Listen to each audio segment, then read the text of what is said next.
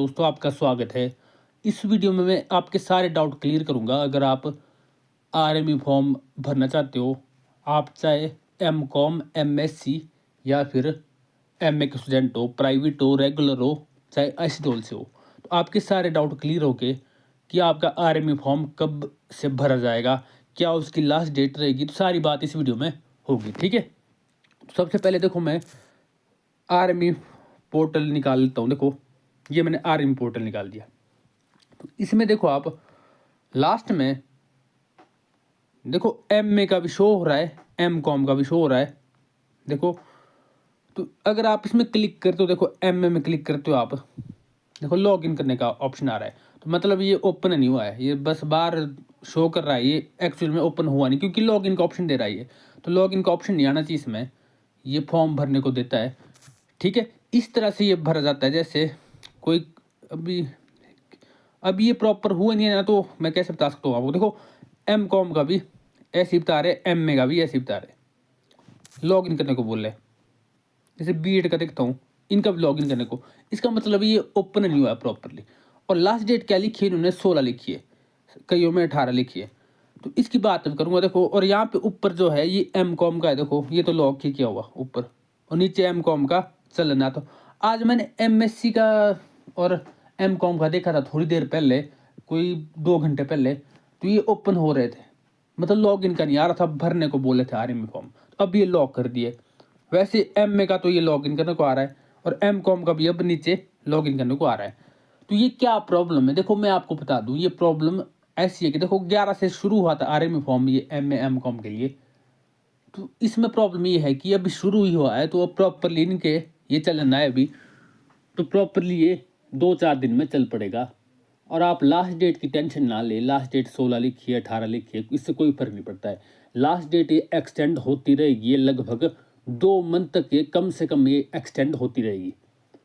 ठीक है, तो प्रॉपरली भी चल पड़ेगा। तब ये लास्ट डेट ऐसे लिखते हैं, 5-7 दिन बाद लिख देंगे। मान लो 20 से चला है प्रॉपरली, तो 27 लिख देंगे। जब 27 आएगी तो और बढ़ जाएगी वो डेट आगे 7 दिन, ऐसे सब बढ़ती जाती है। कम से कम 2 मंथ तक चलेगा, बहुत लंबा प्रोसेस ये चलता है। तो आप टेंशन ना ले, आप आराम से आरएमई फॉर्म भर दोगे, इसको भी प्रॉपरली निकलन दो। ठीक है, अभी निकला नहीं है प्रॉपरली, कभी ये हटा देते ऑप्शन, कई कई बार ये शो हो जाता है, कई बार लॉक कर देते। देखो, आप खुद देख रहे हो उन्हें प्रॉपरली अभी ये चलना है, तो मेरे को तो लगता है वो 20-21 से प्रॉपरली चल पड़ेगा। फिर भी आप देखते रहना डेली साइट कब से ये प्रॉपरली चलता है, तो आप अपना आरएमई फॉर्म भर पाओगे। देखो, मैं एलएलएम का चेक करता हूँ कि इनका चला होगा प्रॉपरली कि नहीं। देखो, इनका चल पड़ा है। जब प्रॉपरली का पता आपको ऐसे लगेगा, देखो जैसे मैंने एलएलएम पे क्लिक किया, इसमें देखो ऐसे आ रहा है, भरने को आ रहा है, ये सब कुछ भरना है, यहाँ पे सब कुछ ऐसे आएगा आपको। बाकी में देखो एम में का करता हूँ मैं ओपन, इसमें देखो लॉग इन करने को आ रहा है, तो मतलब ये प्रॉपरली नहीं चल रहा है। तो आपने ऐसे चेक करते रहना है कि आपका कि कब आपका फॉर्म स्टार्ट होता है। ठीक है, तो ये अभी नहीं होता है, कल नहीं होता, तो 20-21 से स्टार्ट हो ही जाएगा। 20-21 से नहीं होता तो आगे हो ही जाएगा। ये आपकी टेंशन नहीं है स्टार्ट करना, ये एचपीओ की टेंशन है, उनका काम है, वो उनको करना ही पड़ेगा। ठीक है, तो 2 मंथ तक के कम से कम चलेगा, तो आप आराम से आरएमई फॉर्म भर पाओगे, इसकी आप टेंशन ना ले। ठीक है, एमएससी का भी हो जाएगा ओपन, एमकॉम का भी और एमए का भी, फिर आप आरएमई फॉर्म आराम से भर लेना। और कुछ स्टूडेंट पूछ रहे थे कि जो प्राइवेट वाले स्टूडेंट है उनका सेकंड सेमेस्टर ही होगा कि नहीं। देखिए, जो प्राइवेट वाले स्टूडेंट है उनका सेकंड सेमेस्टर ही होगा अभी, उनका फर्स्ट सेमेस्टर लास्ट में होगा। क्योंकि ऐसा होता है ना, देखो प्राइवेट में से चलता है ऑड इवन, तो ऑड सेमेस्टर होते हैं आगे अक्टूबर नवंबर में, और इवन के एग्ज़ाम होते हैं जून में।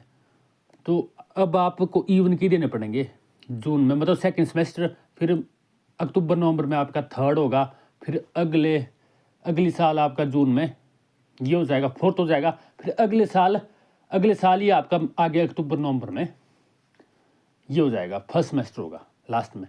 ठीक है, इससे आपका मतलब 6 मंथ बच जाते हैं आपको। नहीं तो आपको अगर आप फर्स्ट ही देना है आपने पहले, तो आपको आगे अक्टूबर नवंबर का वेट करना पड़ेगा।